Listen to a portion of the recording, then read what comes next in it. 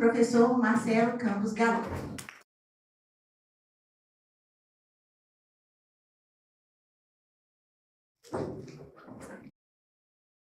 Boa noite a todos, é muito bom estar aqui mais semestre, né?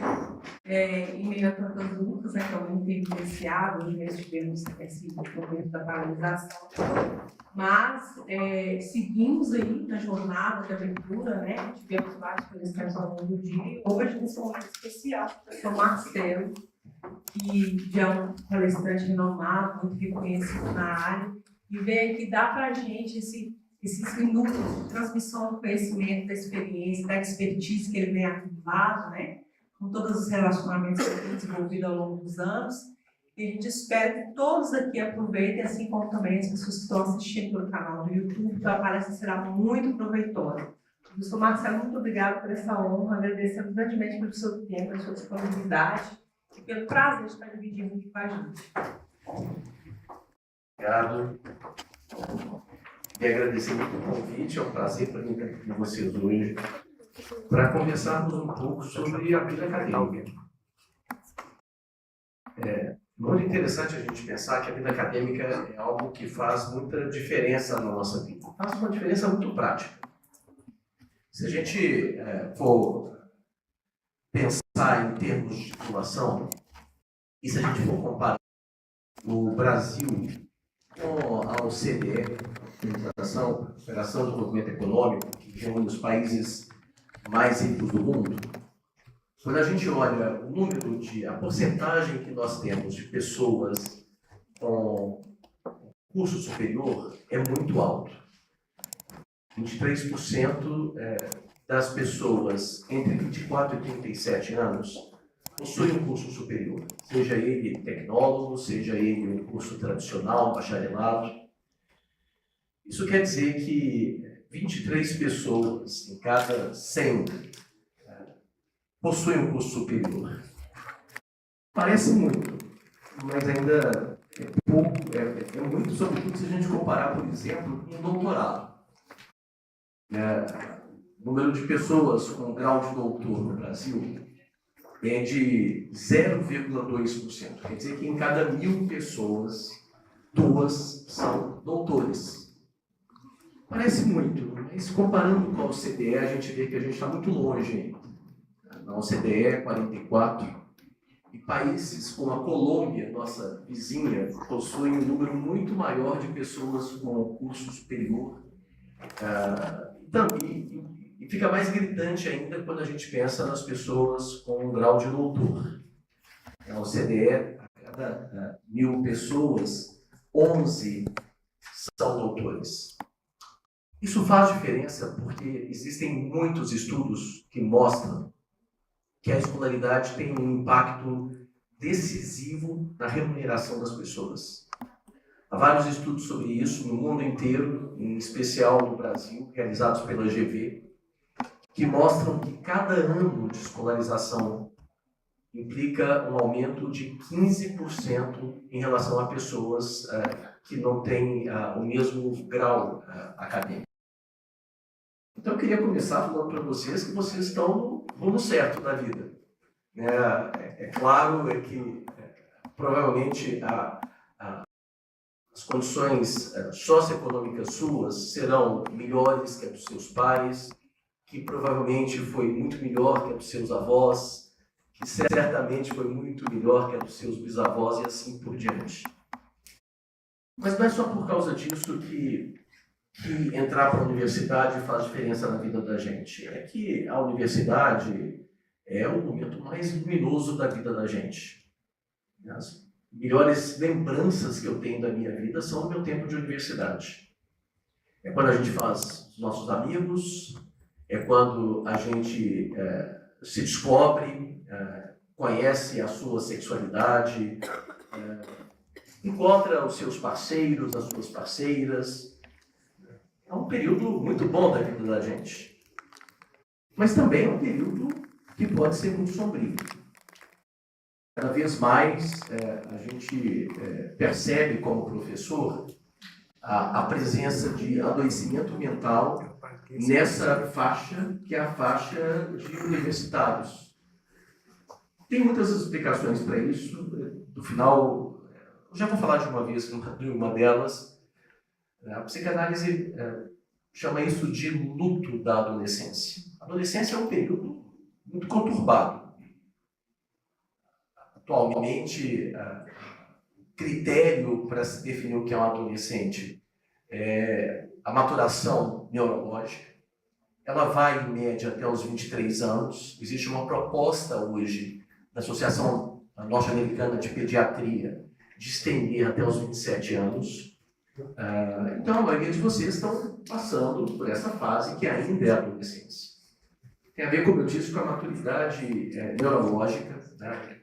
Desbaste, a minimização dos axônios, dos neurônios. Mas é um período sombrio, porque é um período de luto, como o Nássio estava falando. Luto do quê? É que muitos de nós estamos saindo de nossas casas para não voltar nunca mais. Existe um impacto emocional disso. Para muitos é a mudança de cidade, para muitos é a mudança do entorno que sempre o apoiou e assim por diante. Isso é claro que isso tem um impacto sobre a vida das pessoas. A universidade, então, pode ser uma coisa ou pode ser outra. Pode ser o melhor momento, pode ser o momento mais terrível da vida de alguém. Acho que se a gente compreende o que é a universidade, como ela surgiu, a gente provavelmente vai estar mais preparado para enfrentá-la. Existe um pesquisador brasileiro que disse que a geração das pessoas que estão agora na universidade, dos mais jovens, é a geração do quarto. Eles passam a sua vida dentro de um quarto, uma casa, muito diferente do que acontecia com a minha geração. E essa diferença, talvez, encontre a solução dela não propriamente na família, mas na universidade.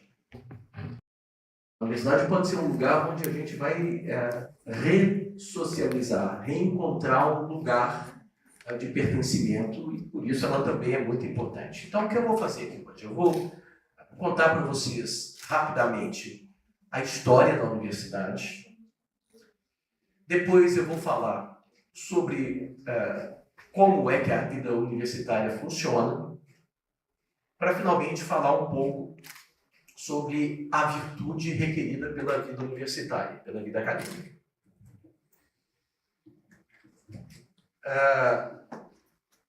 A universidade, tal como a gente conhece, ela surge no final da Idade Média na Europa. É claro que, antes disso, houve experiências mais antigas, notadamente no mundo islâmico.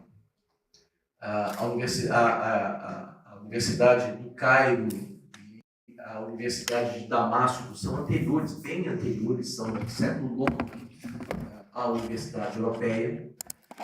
Mas o que a gente chama de universidade, ela surge de um modo muito especial na Europa no final do século XII, início do século XIII. Esse foi um período decisivo da história da humanidade, porque várias transformações ocorreram. Uma dessas transformações foi a passagem do feudalismo para o capitalismo, que implica uma mudança muito grande no modo de organização social. Essa mudança está ligada na Europa a uma migração do campo para a cidade. Então, as cidades, que eram muito pequenas até o século XII, começam a crescer muito rapidamente. Paris, em pouco menos de 100 anos, passa de 20 mil habitantes para 100 mil habitantes. 100 mil habitantes para a gente parece que é muito pouco, mas é um aumento populacional muito grande. As pessoas começam a viver na cidade, novas profissões são requeridas. É interessante, a Idade Média não tem advogados, para ficar como exemplo, tal como a gente conhece na modernidade. O direito na Idade Média ele era muito reativo e muito penal. A grande questão do direito eram os crimes. Isso começa a mudar com o mercantilismo, a necessidade de se realizar contratos. A sociedade está mudando. E é nesse contexto que vai surgir a universidade. Muitas outras coisas acontecem. Tem questões religiosas, por exemplo. Até o século XII, o modelo da vida religiosa dos monges era da reclusão. Aí, dois fundadores de ordens religiosas revolucionários, que foram Francisco de Assis e Domingos, na Espanha, começaram a criar ordens que eram abertas. Não eram mais mosteiros, eram conventos que recebiam essas pessoas. E os conventos eram abertos ao povo. Os frades não eram mais monges, saíam de lá.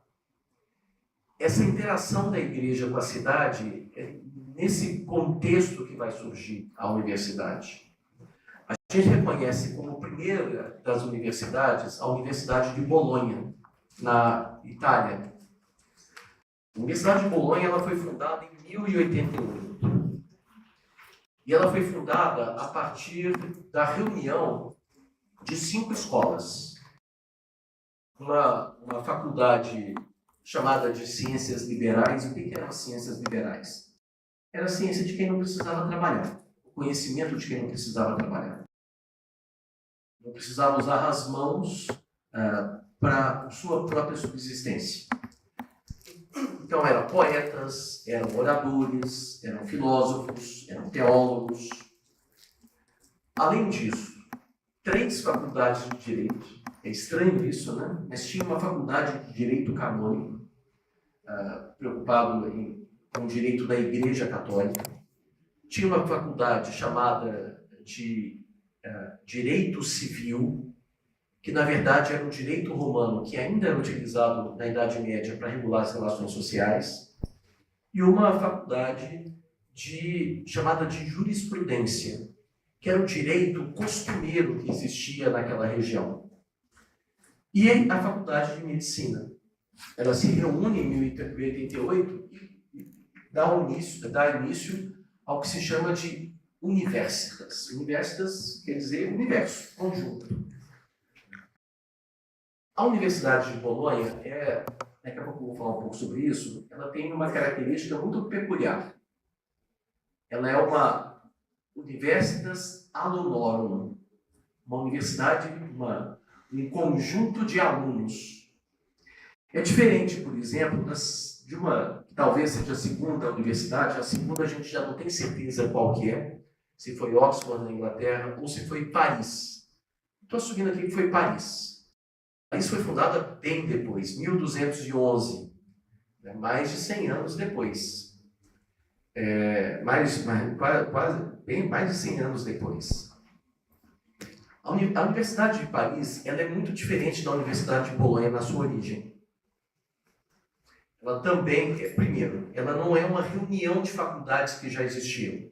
Ela surge já como uma universidade. Em segundo lugar, ela é uma Universitas Magistrorum, não Allonorum. É uma reunião de professores. Por que isso é importante? Porque cada uma dessas universidades tinha um modelo diferente do que era o ensino. A Universidade de Bolonha pensava que o ensino era um direito dos alunos. A Universidade de Paris pensava que o ensino era um direito dos professores. As coisas estavam mudando muito rapidamente na Europa.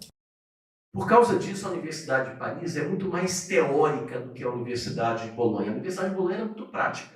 Tinha aquela faculdade de artes liberais, mas era basicamente direito e medicina. A Universidade de Paris não. O forte dela era filosofia e teologia. E ela garantia aos professores um direito à liberdade de cátedra para ensinar. Que é um tema muito interessante, é um tema que está em discussão em Belo Horizonte. O Sindicato dos Professores da Rede Privada tem discutido isso com as universidades privadas em Minas Gerais, por causa de uma restrição que tem havido por parte dessas instituições da liberdade de cátedra. Mas isso é algo muito importante na história da universidade, a liberdade de ensinar. O que vai surgir nessa universidade? Essa universidade tinha várias faculdades e o administrador da Faculdade de Artes Liberais respondia por ela.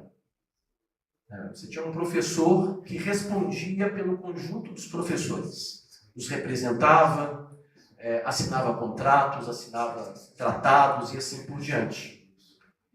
E esses professores eram representados por um orador. Eu não sei se vocês sabem como é que se diz orador em latim. A palavra para orador era rector. E essa figura, com o tempo, começou a administrar toda a Universidade de Paris. E a figura que surgiu ali foi o reitor. É interessante, né? Só para a gente fixar uma terminologia, aqui a gente está vendo um reitor. A gente usa no Brasil uma beca Coimbra, é uma tradição que vem de Coimbra e que, quando as universidades foram criadas no Brasil, se manteve aqui. Ele tem na cintura uma faixa, sobre os ombros ele tem uma peça chamada samarra. E essa faixa, essa samarra, é de uma cor diferente para cada curso superior. Por exemplo, na medicina é verde, no direito é vermelho, na administração de empresas é cor de safira, né? Azul, né? Claro, assim. Cada um tem uma cor. A do reitor é branco. Por quê? Porque é a reunião de todas as cores.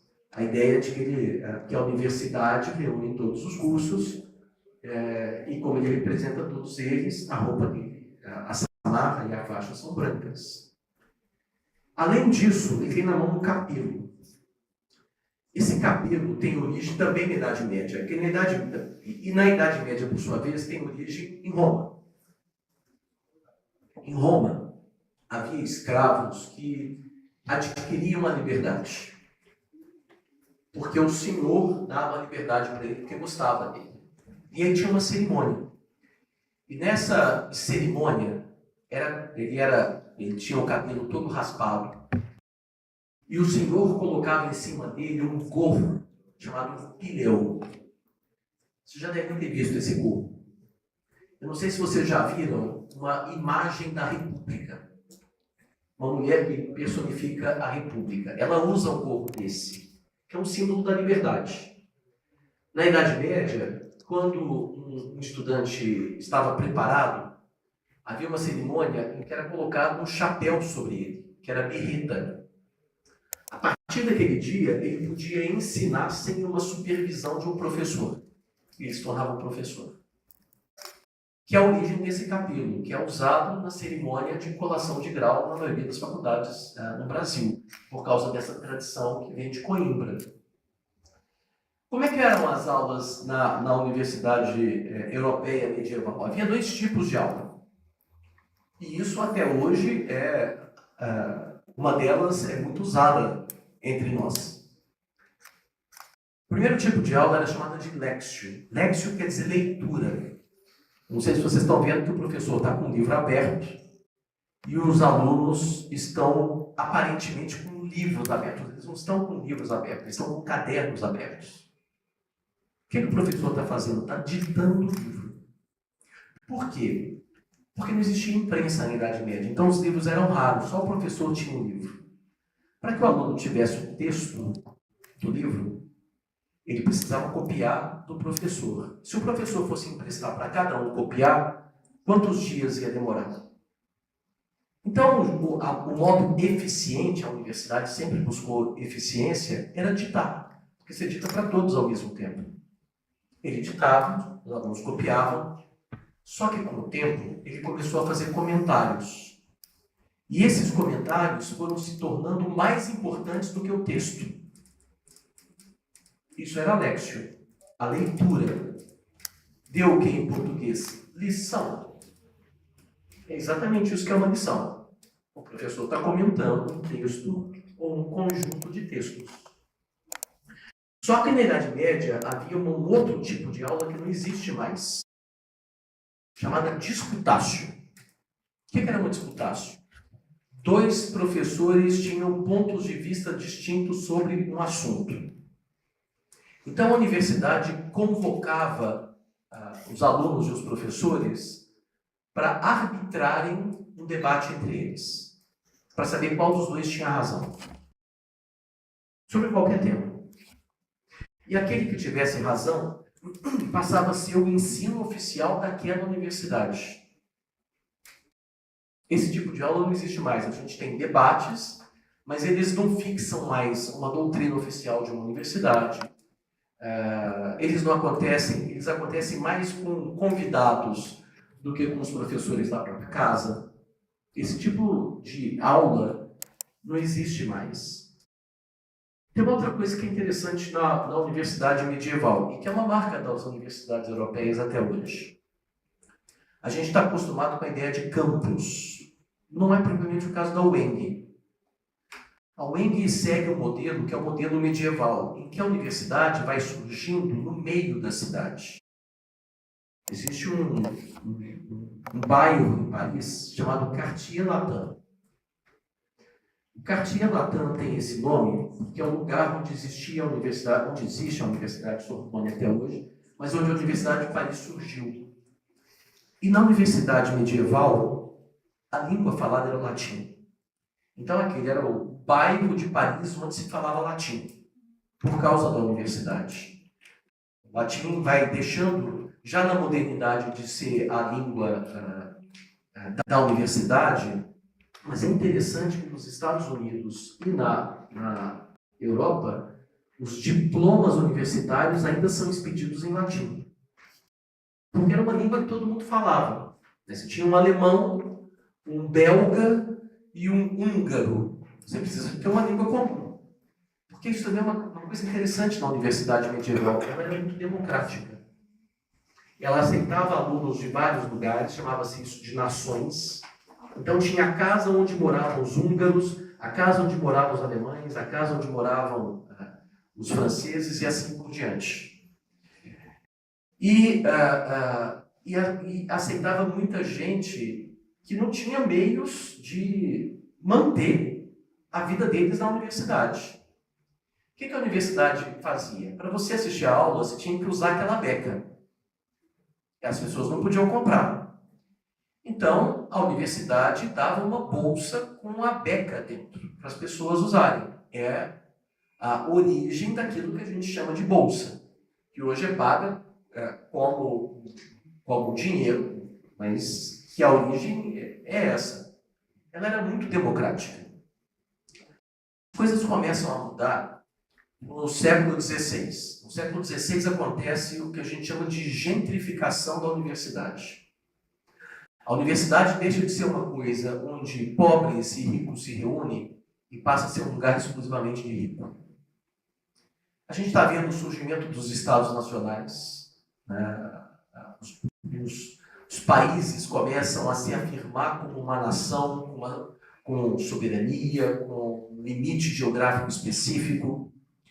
E aí você precisa ter pessoas para administrar a burocracia do Estado. A partir desse momento, quem vai para a universidade é a burguesia.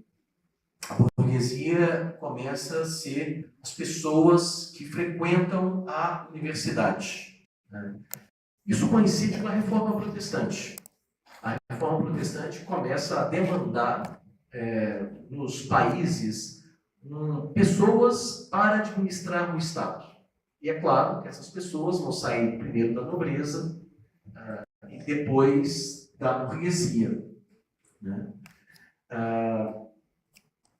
Uma outra transformação que acontece nesse período, no século XVI, é que a universidade vai cruzar o Atlântico. Ela vem para as Américas, não para o Brasil. Por quê? Porque o projeto de ocupação do Brasil por Portugal foi muito diferente do projeto espanhol de ocupação das Américas. Quando os espanhóis vieram para as Américas, eles queriam expandir territorialmente a Espanha. O projeto de Portugal não era esse. O projeto de Portugal é chamado, por um autor chamado Sérgio Buarque de Holanda, de aventura. O que é uma aventura? Você atravessa o Atlântico, descobre uma mina de ouro, extrai todo o ouro em um ano, volta para Portugal e nunca mais tem que trabalhar. Por causa disso, diz o Sérgio Buarque, até o século XIX, o Brasil não tem cursos superiores. Curso superior é um problema. Gente mais crítica, que vai criticar o Estado, que vai fazer revolução. Mas os espanhóis não têm essa perspectiva. As primeiras universidades nas Américas são na Colômbia, no Peru, na Bolívia e no México. Entre 1508 e 1520, mal chegaram, já criaram universidades aqui. Uma coisa parecida aconteceu nos Estados Unidos, mas no século seguinte. Quando os puritanos são expulsos da Inglaterra e se mudam para a Nova Inglaterra, para as 13 colônias americanas, eles vieram para ficar. Então começaram a criar universidades também. Isso é uma coisa interessante, né? A universidade tem a ver com o modo como a gente ocupa o espaço. A gente ocupa o espaço de modo definitivo quando a gente tem cursos superiores. E aí, uma coisa que foi criada na universidade, e que é uma novidade, vai ser um pouco depois, vai ser no século XVIII, na Universidade de Princeton. A Universidade de Princeton, aqui a gente está vendo ela, é a primeira universidade que tem um campus universitário. A ideia de que você tem que separar a universidade da cidade. É muito diferente do modelo europeu. Oxford é misturado com a cidade, Bolonha é misturado com a cidade, Paris é misturado com a cidade. Mas as universidades americanas, elas são montadas em campos. Uma cidade autônoma onde se produz conhecimento. Esse modelo vai chegar no Brasil. Pensem, por exemplo, na UFMG. A UFMG é uma universidade que tem mais de um campus, ela tem 3 campi, mas antigamente ela era espalhada pela cidade. As pessoas, ainda a Faculdade de Direito, Medicina e Arquitetura estão na cidade, mas Odonto já esteve aqui, não está mais, Engenharia, a face de Ciências Econômicas, elas todas foram para o campus. É um modelo de concentrar para ter maior eficiência. Você precisa de menos funcionários para tomar conta, você racionaliza os meios, né? A ideia é essa. É mais ou menos nessa época, no finalzinho do século XVIII, que as universidades, os cursos superiores começam no Brasil. O primeiro deles é o curso de Engenharia. Em 1792, é fundada a Escola Politécnica do Rio de Janeiro. Na sequência, já na época da família real no Brasil, é fundada a Escola de Medicina em Salvador. E alguns anos depois, já no Primeiro Império, são fundados os cursos de Direito em Olinda e no Rio e em São Paulo. Mas não eram universidades ainda, eram faculdades isoladas. Muita água vai correr até que isso vire uma universidade. Enquanto isso, a universidade está se transformando no mundo inteiro. Por exemplo, na Alemanha, aparece um homem chamado Humboldt, que vai criar um novo tipo de universidade. Quais são as novidades do modelo de universidade alemã? A Universidade de Humboldt. Primeiro, autonomia universitária. A universidade não é mais governada pelo governador, pelo presidente da República, pelo rei, pelo duque. Ela ganha autonomia, autogestão. Isso dá liberdade para ela pesquisar. Em segundo lugar, financiamento estatal. Não é mais a igreja que paga. Isso é importante por quê? Porque a igreja fala, se você ensinar tal doutrina, eu não vou mais pagar os seus professores. E o Estado tem uma imparcialidade maior, e por isso as universidades vão ganhando robustez de pesquisa. Depois, anticlericalismo. A Universidade Humboldtiana expulsa a igreja de dentro da universidade. Em quinto lugar, é fundada na pesquisa. A A pesquisa é muito importante para a universidade, para o modelo de universidade Humboldt. E por causa disso, a Lexio e a Disputatio passam a ser substituídas por uma invenção deles, os seminários. São os alunos que começam a produzir conhecimento sobre a supervisão do professor. Ao mesmo tempo que a Universidade Humboldtiana estava surgindo, um outro modelo de universidade estava surgindo na França. A gente está na época napoleônica, no século XIX. O que está acontecendo? Preciso de mais engenheiro, preciso de mais médico. Então as universidades na França se tornam muito pragmáticas e muito profissionalizantes. Na Alemanha ou em Bolonha, você não ia para a universidade para ter uma profissão, a não ser de professor.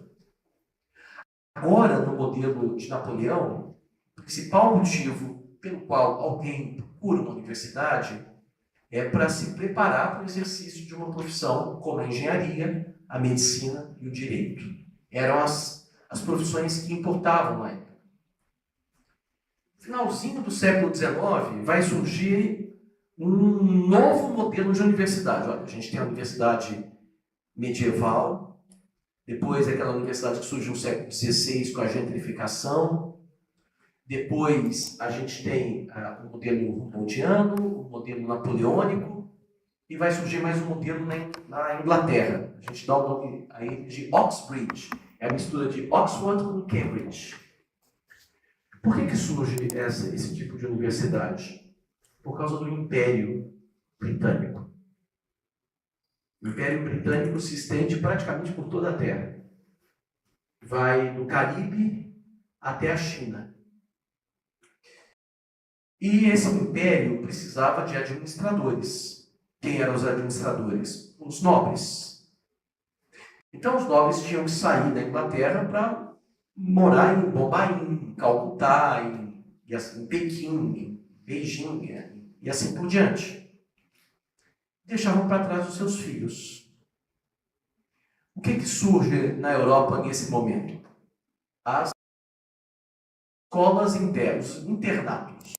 Boarding schools, como Hogwarts, por exemplo, naquele modelo. E um modelo de universidade que tem a ver com isso, que é esse Oxbridge. O que acontece nessa universidade, nesses dois tipos de escola, os colégios internos e as universidades? Os professores agem em loco parentis, isso quer dizer, no lugar dos pais. Eles passam a ser como se fossem os pais daquelas crianças e daqueles jovens. É muito interessante, tem uma... Deixa eu ensinar para vocês a etimologia de uma palavra que vocês conhecem. Vocês conhecem a palavra snob, não conhecem? É uma palavra meio antiga, a gente não usa mais, né? O que é um snob? Existe uma escola na Inglaterra chamada Eton. É uma escola de nobres, onde estudaram os filhos do Carlos III, onde ele estudou, inclusive. Eton, antigamente, até o século XIX, só aceitava nobres, mas começou a aceitar a alta burguesia. Só que quando alguém que era rico, muito mais rico que os nobres, mas não tinha título de nobreza, entrava, no nome dele vinha a abreviação S. Nobi. S é de sine, sem. Nobi, nobilitatem, nobreza, sem nobreza. O snob é um sujeito que está no lugar errado. Ele não devia estar ali. Ele devia estar em outro lugar. Ele acha que ele é melhor do que ele é. Esse é o snob. Mas voltando para Oxford e para Cambridge, o que vai surgir ali? Um modelo de ensino universitário que é chamado de tutorial. Oxford não tem aulas. É claro que tem aulas, mas elas não são importantes. O que é importante é que quando você entra na universidade, forma-se um grupo de 6 alunos sob a supervisão de um professor, que se reúnem periodicamente para tratar do quê? Do que o professor quiser. Ele pode ser um especialista em geologia, mas hoje ele quer falar de ópera. Ele pode ser um especialista na língua inglesa, mas hoje ele vai falar da teoria dos conjuntos na matemática. E vai forçando os alunos a participarem dessas discussões e a escrever textos sobre isso. E isso é que vai formando os alunos. É nesse momento que a universidade vai surgir em Minas Gerais. Em 1892, quando Afonso Pena era o governador de Minas Gerais, chamava-se presidente do estado de Minas Gerais, ele percebe que nós precisávamos ter, para termos autonomia como Estado, curso superior. E funda a primeira escola de direito em Vila Rica, que quando ele constrói Ouro Preto, quando ele constrói Belo Horizonte, que foi projetada, ele transfere para cá. Bom, a universidade continua passando por mudanças. Que mudanças que vão acontecer? Uma importante acontece em 1918, na Argentina. Vai influenciar o mundo inteiro. Na Universidade de Córdoba. Na Universidade de Córdoba houve uma revolta dos alunos por causa dos preços das mensalidades, por causa da extensão universitária. E essa revolta é muito importante porque dá importância para o corpo docente e vai reorientar o modo como a universidade vai se conduzir no mundo inteiro. É nessa época que vai surgir a Universidade do Estado de Minas Gerais, que não é a UENG, é a UFMG. A UFMG já foi a UENG. E aí ela foi federalizada na década de 40, no final dos anos 40. Mas ela foi fundada como Universidade do Estado de Minas Gerais pela reunião das escolas de Direito, Medicina, Farmácia e Engenharia. No dia 7 de setembro de 1927. Quem aqui é de Belo Horizonte? Vocês conhecem uma avenida Antônio Carlos? Para onde que ela vai? Para o UFMG. Será que é uma coincidência? Não, foi o governador Antônio Carlos que criou a universidade. Por que ele criou a universidade? Porque ele falava assim: nós precisamos que os nossos jovens não saiam do estado não tenham que sair do estado para estudar. Ir para São Paulo, ir para o Rio de Janeiro, ir para Salvador. Vamos criar uma universidade. Isso é importante porque a nossa é a terceira universidade, a UFMG foi a terceira universidade no país. A primeira foi no Paraná, em 1912. Depois, a Nacional do Rio de Janeiro, que hoje é a UFRJ, que é de 20. Depois a UFMG, em 27, que era a Universidade do Estado de Minas Gerais, e que foi federalizada no final dos anos 40. E só em 34 vai ser criada a USP em São Paulo. A universidade continua passando por transformações. A próxima transformação importante acontece em Paris, em 68. Em 68, há uma revolta dos alunos que estão revoltados com duas coisas. Primeiro, porque eles estão aprendendo não serve para nada. Segundo, os professores são muito autoritários.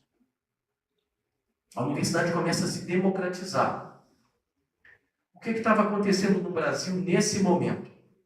O que estava acontecendo no Brasil nesse momento é que os estudantes universitários estavam sendo perseguidos, torturados e mortos. A gente tem vários estudantes de Belo Horizonte que foram mortos pela ditadura militar. Vários que foram torturados. Uma transformação importante vai acontecer já no século XXI e ocorre no primeiro governo Lula. A criação do FIES, que subsidia, paga para que alunos carentes estudem em escolas privadas. Depois, a adoção do Enem, primeiro para avaliar, e depois, quando se adota o SISU, para selecionar alunos para as universidades federais. E depois a lei de cotas. A lei de cotas tem um impacto profundo na universidade. É muito interessante o que ela faz. Se você pegar uma foto de formandos da medicina da UFMG antes da lei de cotas, eram todos brancos, majoritariamente homens, todos que nasceram em Belo Horizonte, na Zona Sul. Isso muda radicalmente depois da adoção da lei de cotas. A universidade vai se democratizando. Traz desafios com isso. Os desafios que ela traz têm a ver com o fato de que a diversidade a gente tem que aprender a conviver com o que é diferente da gente. E a gente aprende, amplia muito os nossos horizontes. Então, vejo que a universidade ela passou por transformações muito grandes, que explicam por que a gente faz um monte de coisa na universidade. Por que há seminários, por que há aulas dispositivas, por que há extensão, por que existem bolsas. Tudo isso é fruto de uma construção histórica que demorou mais de 1000 anos para acontecer. Bom, dito isso, como é que funciona, o que é preciso para que alguém tenha sucesso na vida universitária? Quais são as competências requeridas? Pode ser que alguém pense que os cursos superiores perderam o sentido. Porque tudo que você pode aprender na internet. Qual é o sentido de ir para a universidade se todo o conhecimento está disponível na internet? A gente precisa entender que isso é algo que eu digo muito e acho que é o mais importante. Vocês não vêm para a universidade para assistir aula. Não é isso que é importante. As outras coisas são muito mais importantes porque elas são muito mais formativas. A gente aprende a negociar no movimento estudantil. A gente aprende a administrar o nosso tempo, administrando as faltas. A gente descobre novos caminhos na pesquisa. Tudo isso vai nos formando como seres humanos. A Unesco tem um documento que fala que a chamada, o nome técnico é Long Life Learning, aprendizagem ao longo da vida. A universidade tem que nos preparar para a aprendizagem ao longo da vida. Posso dar exemplos para você. Vou dar um exemplo muito prático. Há uns 15 anos atrás, eu tinha que fazer um tratamento de canal. E às vezes tem que refazer o canal. E tive que refazer o canal há um ano atrás. E me impressionou muito que o dentista, que era o mesmo dentista, foi completamente diferente o que ele fez da segunda vez. Porque a técnica evoluiu. Ele não estava mais na universidade. Na verdade, ele era um professor universitário. Se vocês não aprenderem a aprender, assim que vocês deixam a universidade, o saber seus fica obsoleto.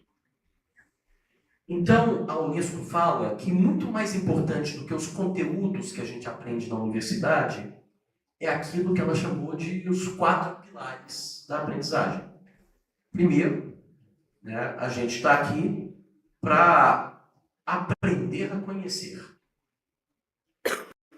Porque quando você se formar, você não terá mais um professor para dizer o que é o certo e o que é o errado. Você vai ter que aprender novas técnicas, novos conteúdos, por conta própria, se você quiser continuar relevante na profissão que você escolheu. Imagina um médico que tenha saído da universidade há 30 anos e que não tenha estudado mais nada. Imagina um advogado que tenha saído da universidade há 40 anos e não tenha estudado mais nada.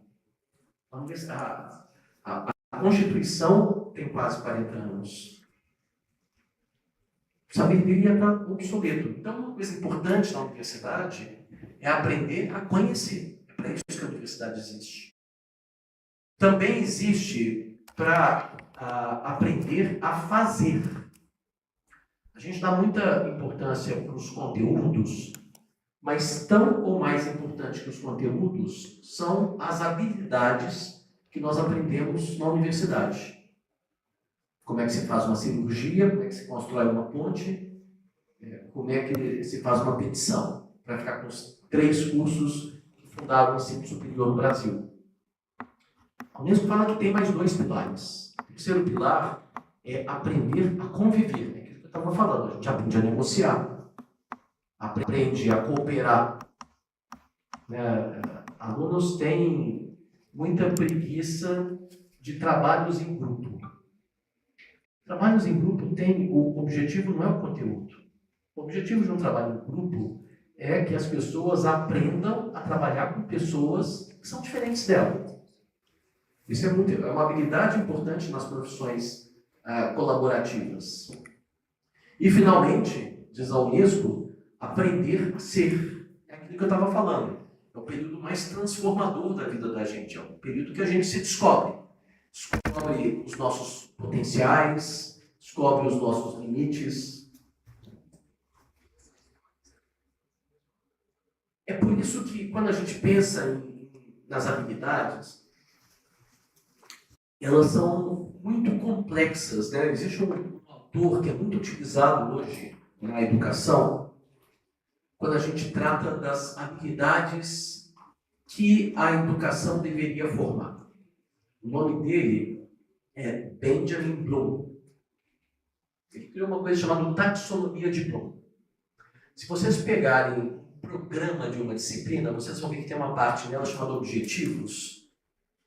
E o autor mais usado para classificar os objetivos é o Bloom. O que ele fala? Ele fala que existe uma escada nas competências que nós adquirimos na educação formal ao longo da vida, desde o jardim da infância até o doutorado. A primeira dessas competências tem a ver com lembrar. A gente aprende muita teoria. E é importante lembrar. Tem gente que acha que a educação caminhou para dizer que lembrar não é importante. Por quê? Porque o conhecimento está disponível no celular. Espero que o dia que você tenha uma cirurgia de emergência, o médico não tenha sido um desses. E que ele se lembre da anatomia do seu corpo. Pensa bem, o que você preferia? Um médico que sabe mais ou menos como é que funciona o seu corpo? Ou um médico que sabe precisamente onde ele tem que fazer a incisão? É claro que lembrar é importante. Vou dar um exemplo do direito. É claro que para fazer uma petição, eu consulto livros. Mas durante uma audiência eu não tenho como consultar nada. Só o código e olho lá. Só se eu souber onde está no código. Não dá para procurar no código no meio de uma audiência. Então é claro que a memorização é importante. Na verdade, ele diz que é o primeiro degrau sobre os quais se constroem os outros degraus. Que são o quê? Qual que é a segunda? Compreender. Não adianta só você memorizar. Você tem que compreender aquilo. Como também aplicar. A gente aprende na universidade com o objetivo de aplicar a casos concretos. O curso superior geralmente se resume nessas 3. Mas à medida que a gente vai subindo nos degraus universitários, mestrado, doutorado, a gente começa a encarar outras competências. Eu escrevi errado aqui a próxima, não é abalizar, não, é analisar. Analisar. Entender por que uma coisa funciona daquele jeito, separando causa e consequência. Depois, avaliar. Olha, isso aqui, essa teoria não é boa. E, finalmente, criar. Dá para criar sem avaliar? Não diz não. Dá para avaliar sem analisar? Não. Dá para analisar sem aplicar? Não. Aplicar sem compreender? Não. Compreender sem memorizar? Não. Então, apesar de ser algo pesado a memorização, ele é uma base importante para todas as outras habilidades que estão envolvidas na vida universitária. Só que não é apenas uma questão de erudição, de simplesmente memorizar. O que caracteriza o conhecimento não é propriamente o acúmulo quantitativo, mas a organização dele. O conhecimento, ele funciona como uma árvore. Quando a gente pensa numa árvore, a gente pensa em duas coisas além das folhas que estão nele, os frutos que estão nele. A gente pensa na ideia de hierarquização. Isso é uma coisa importante no ensino superior. Hierarquizar o conhecimento. Saber que existem saberes mais importantes do que outros. Isso acontece numa aula. Vocês deviam fazer um esforço em cada aula de resumir a aula quando ela termina numa única frase. Porque isso é um exercício de hierarquização do saber. Isso é muito importante, porque eu sabe. O que é hierarquização? Você tem um tronco que é mais importante do que o galho, que é mais importante do que os ramos, que é mais importante do que a folha. Mas não é só a hierarquização, é também a correlação. É entender que essa folha se correlaciona com essa outra folha desse outro galho. Por que isso é importante? Porque isso orienta a maneira como a gente estuda. O estudo na universidade é muito diferente do estudo que ocorre no ensino médio e no ensino fundamental. Em primeiro lugar, porque ele é orientado por propósito. Você está estudando o curso que você escolheu. E isso quer dizer que você precisa se dedicar a tudo aquilo. Né? Não é como no ensino médio, que eu nunca mais vou precisar de biologia na minha vida. Tudo que está no curso, teoricamente, está ligado, está orientado pelo exercício de uma profissão. Então, a gente tem que pensar, é uma pergunta importante para a gente fazer quando a gente está tendo uma aula, quando a gente está estudando, qual é o propósito daquele conhecimento específico. Eu costumo sugerir para os meus alunos que eles sigam um roteiro para estudar, e eu acho que isso também é muito diferente da universidade. No ensino médio, a gente estuda de uma maneira reativa. O professor dá a aula e a gente estuda para memorizar a aula dele. No ensino superior, deveria ser diferente. A gente recebe um programa da disciplina antes dela acontecer, porque o que se espera dos alunos na universidade é que eles se preparem antes das aulas para aquela aula. Então, na verdade, a aula não começa com a aula na universidade, começa com a preparação para ela. Existem textos para serem lidos, conceitos para serem revistos antes da aula. Depois, o que se vai fazer é anotar. E nesse processo de anotar durante a aula, você vai desenvolvendo aquela habilidade de hierarquizar e de correlacionar saberes. Tentem fazer isso, gente. Vocês vão ver que quando vocês leem um livro, tentem resumir um livro, um romance, numa única frase. Esse é um exercício de compreensão muito grande do texto, da aula que a gente está tendo. Depois que você faz isso, quando chega em casa, você precisa organizar o conhecimento. O caderno nosso da universidade não deveria ser o registro final nosso. Nós deveríamos chegar em casa e organizar o caderno, transcrevê-lo. É muito impressionante que quando você transcreve o caderno, você percebe muito mais coisas do que você percebeu quando você anotou durante a aula. Qual que é o próximo passo? De novo a preparação. É circular esse processo. Acho que outra coisa importante para vocês fazerem durante a universidade é criarem um mecanismo para recuperar a informação que vocês obtiveram. Como? Fichamento. Que é claro que não precisa ser ficha. Eu, por exemplo, gosto de um programa que ele é pago, mas ele é baratinho. R$ 100 pelo resto da vida. Chama The Archive. Não vou ler aqui, é um texto que está falando sobre liberdade, uma anotação minha, de um texto de um filósofo chamado Platão. Mas o que eu quero que vocês notem é que no final tem umas palavras com o jogo da velha. Isso é uma correlação. Esse texto tem a ver com virtude, com eudaimonia, com arete, com felicidade, com realização. Então, quando eu clicar numa dessas palavras nesse programa, vai abrir todas as fichas que tem essa palavra. Isso que é importante, gente. O importante não é anotar a informação.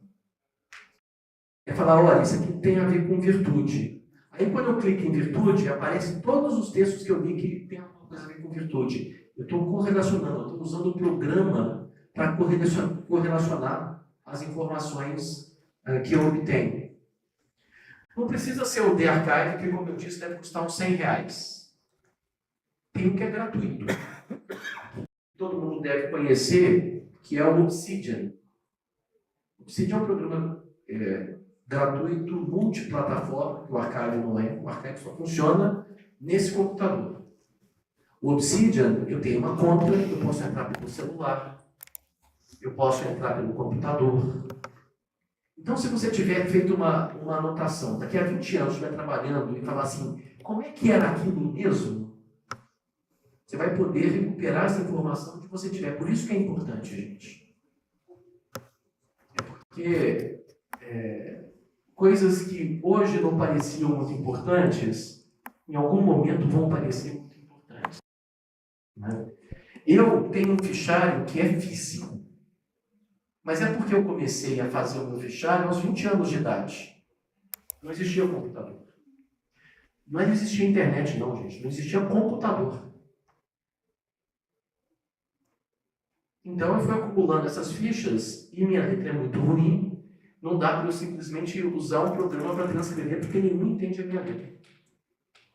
Então eu sou meio híbrido entre esse esquema antigo e esses recursos novos. É só para voltar no Obsidian, deixa eu mostrar aqui para vocês. Esses pontos que estão aqui, ó, tá vendo? Aumentou? É isso, olha aqui, tem STF, tem FAQIM. Eu vou criando correlações com essas tags, as mesmas tags que eu usei no Archive. Isso vocês vão ver que na hora que vocês tiverem que fazer uma monografia, um TCC, como que isso vai ser útil.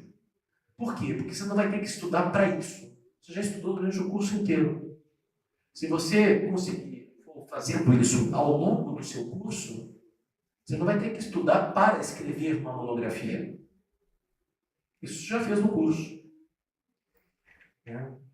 Bom, então eu falei da história da universidade, falei dessas habilidades, como que elas são desenvolvidas na universidade, e agora eu quero terminar falando sobre a virtude da vida acadêmica. Vocês perceberam que eu falei assim, as virtudes da vida acadêmica? É uma só. Deixa eu fazer uma pergunta para vocês. Qual que é o órgão que nós usamos na vida universitária? Qual é? Não. É a bunda. Nunca se esqueçam disso. Nunca se esqueçam disso. As pessoas acham que é o cérebro. Se nós fizermos um teste de QI, todos nós aqui, todos, é claro que vai dar diferenças, mas essas diferenças não são relevantes.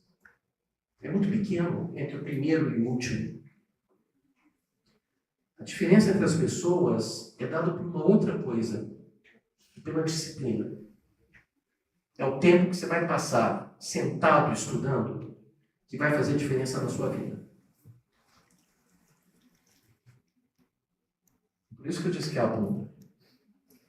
É o tempo que você passa sentado estudando. É isso que faz diferença. A diferença entre um autor que publica 20 artigos por ano e um que não publica nenhum não é inteligência.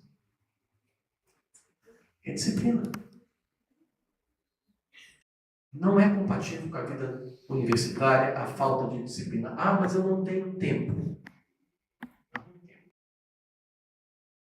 Algum grau de sacrifício terá que ser feito.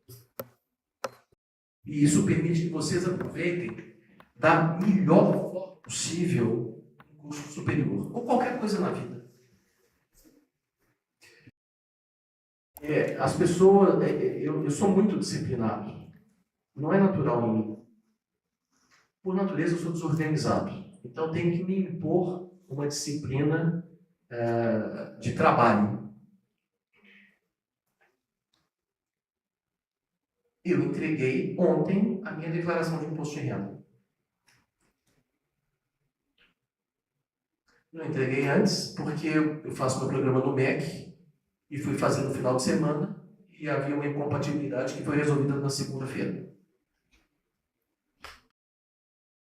É isso, gente. A vida torna-se mais fácil quando a gente tem disciplina. Isso é uma virtude importante para a vida acadêmica.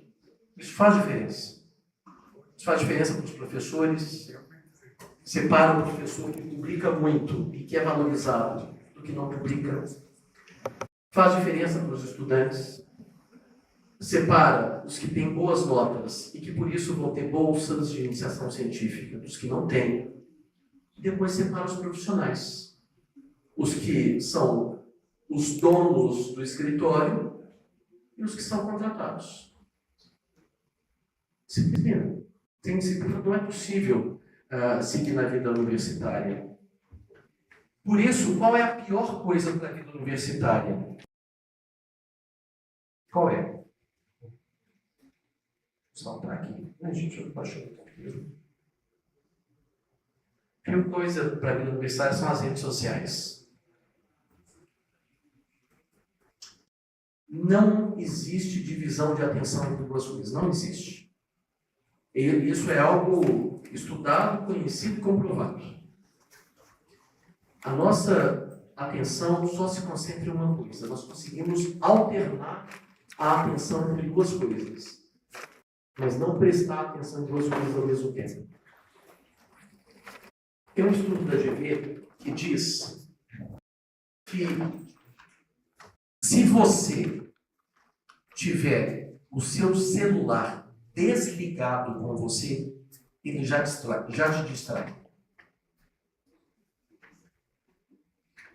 Então, assim, é algo que vocês precisam fazer pelo sucesso de vocês. Aprender a viver sem o celular. Note, gente, isso não é um problema da nossa geração. Existe um grande escritor francês do século XIX chamado Victor Hugo. Victor Hugo é um escritor que ficou rico enquanto era vivo, escrevendo. Coisa que poucos escritores na história da humanidade fizeram. Muito rico. E morava numa chácara perto de Paris, quando ele volta para Paris depois do exílio. Aí, isso no século XIX, não tinha nem luz elétrica. Ele tinha separado da casa dele um casebre. Todo dia, ele ia com o empregado dele para esse casebre. Nesse casebre tinha uma mesa, papel, caneta, tinta e mata-borrão, cadeira, água, um aquecedor para o inverno, uma cadeira, e um pinico. Era isso que tinha. Quando o Victor Hugo chegava lá todos os dias, ele tirava toda a roupa do corpo, a roupa de baixo, e entregava para o empregado dele e mandava o empregado voltar depois de 4 horas. O Victor Hugo sabia que se não fosse assim, ele ia arrumar outra coisa para fazer. Esse é o ponto. As horas que nós perdemos correndo o dedo, sendo incapazes de falar o que é que nós vimos nas redes sociais meia hora depois, 5 minutos depois, poderiam ter sido utilizados para outra coisa. E é preciso pensar nisso. Tem técnicas para contornar? Tem. Mas eu vejo uma certa relatividade nelas. Eu acho que todo mundo já ouviu falar na técnica do Pomodoro, né? A técnica do Pomodoro funciona para quando você quer fazer uma coisa que você não quer fazer. Mas não é o ideal.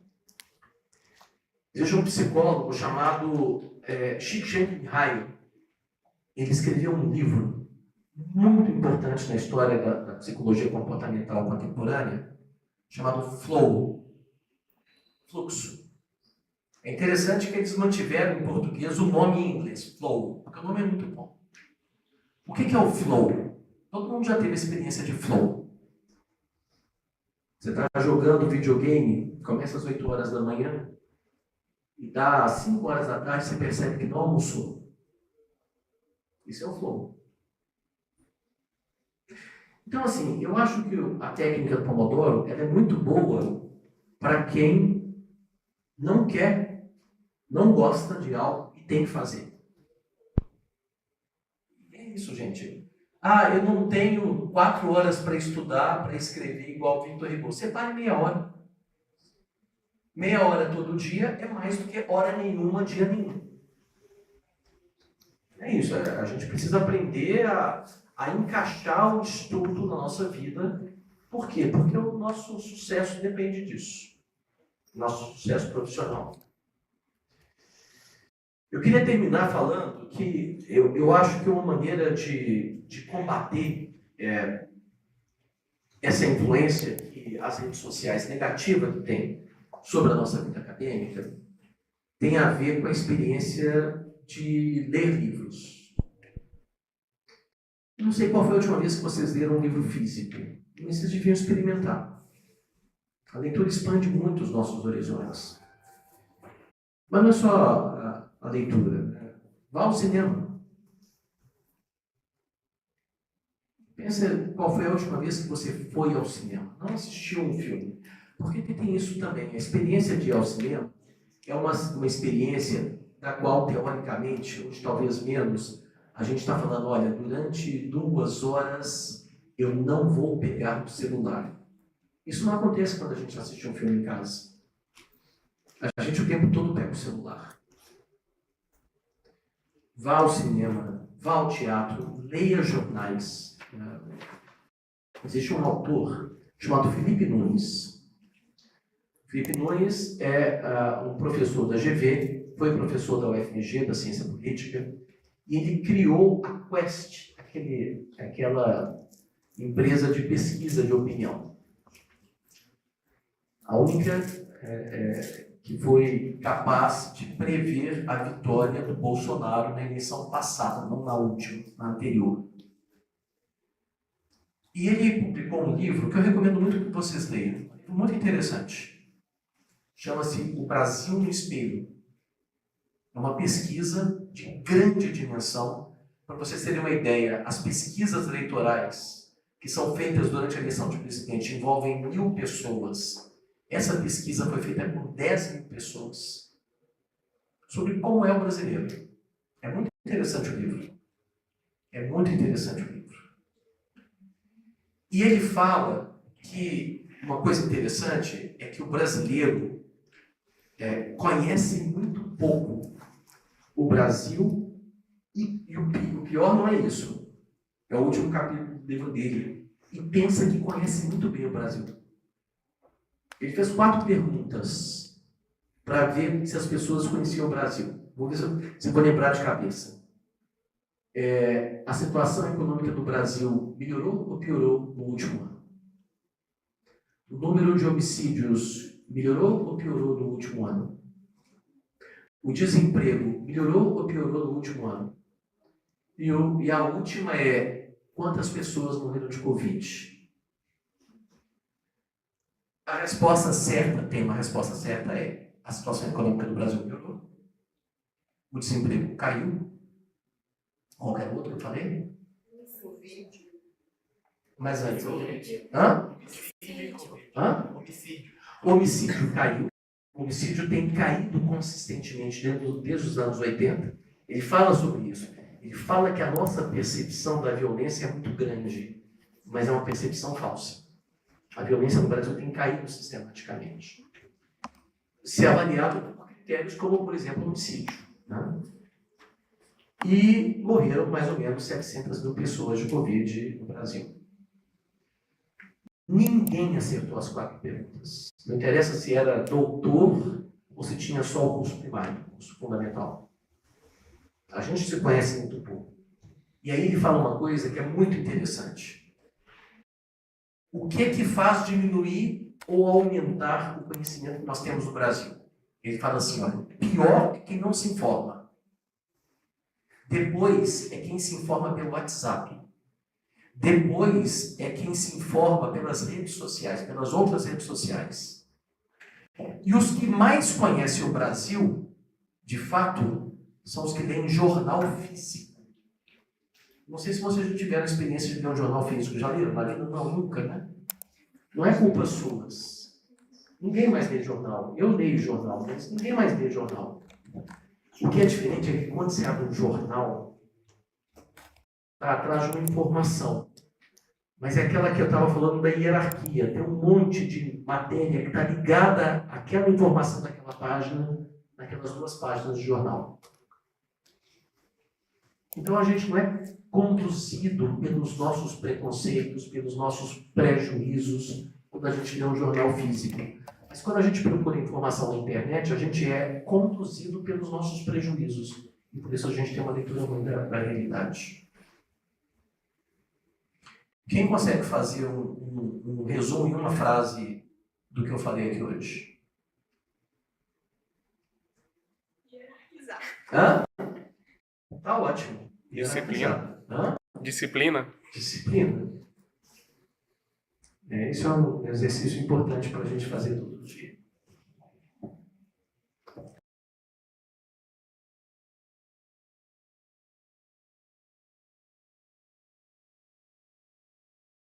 Quero agradecer mais uma vez ao professor Marcelo. Acho que a experiência foi assim, fenomenal. Né?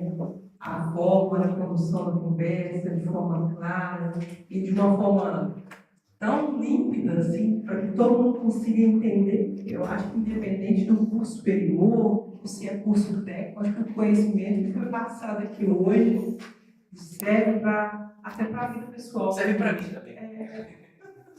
Foi muito bom mesmo, professor Marcelo. Eu aprendi muito, eu veio todos aqui, aprendemos bastante. E, como você mesmo falou, a gente fala isso, é verdade. Eu também aprendo quando eu faço isso. Foi muito bom. Professor, quer falar? Também gostaria de aproveitar e agradecer o Marcelo, né? Ouvi-lo é sempre um prazer, né? A gente se sente assim, encantado com a sua cultura, com a sua dedicação, com a sua fluidez e fazemos votos de tê-lo aqui várias outras vezes. Eu queria dizer, eu tive a honra de ser orientando do Marcelo de graduação, de mestrado, de doutorado, e toda vez que eu encontro com ele, eu aprendo muito. Não tem limite. Obrigado, Marcelo, pela gentileza de ter compartilhado mais uma vez o conhecimento comigo e com a turma toda.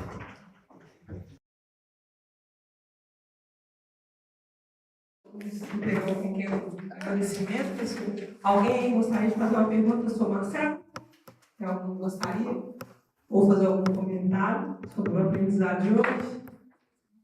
Não? Obrigado. Tá bom. Obrigado. Bom, só dando um pequeno recado aqui, aproveitando o professor Marcelo, falando aí sobre a questão do aprendizado. Gente, vamos refletir sobre a vivência acadêmica, é muito importante. O professor Marcelo falou, essa experiência de estar na universidade, como você está aí numa bolsa gestacional. Então, a universidade fornece tudo que vocês precisam para vocês irem além depois da vida universitária. Então, aproveitem as ações de pesquisa, de ensino, de extensão, a interação entre cursos, a interação às vivências acadêmicas, a internacionalização, né? Aproveitem os estágios. Não tenham pressa de viver esse momento, porque às vezes o aluno tem muita pressa de sair para o mercado. E esquece de refletir, que eu acho que o professor trouxe aqui principalmente, eu acho que eu colocaria isso como maravilhoso, né? Refletir, aprender, ter disciplina e desenvolver, crescer, evoluir. Então, acho que essa seria uma das palavras-chave que você sintetizar a experiência de hoje. Então, assim, aproveitem a universidade, esse momento que vocês têm para repensar a própria vida. Olha, eu entrei pensando nesse curso com base nisso, mas hoje eu reflito melhor e vejo que é muito mais do que isso, né?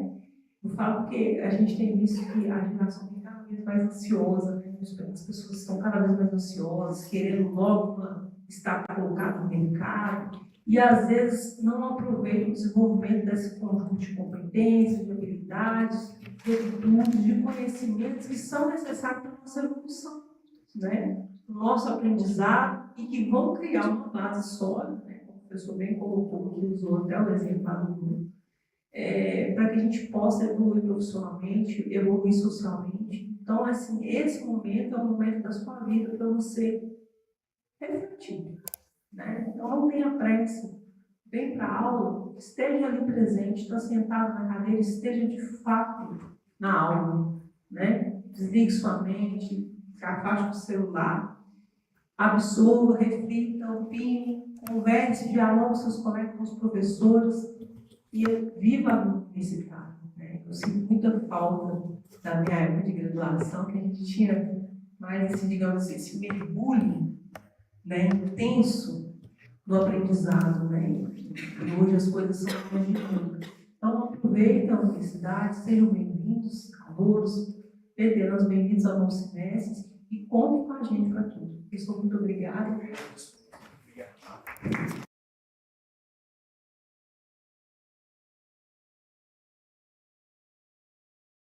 O professor vai se retirar, mas nós vamos continuar nosso evento, né, com a fala do Sindicato dos Administradores. Vamos só aguardar um pouquinho.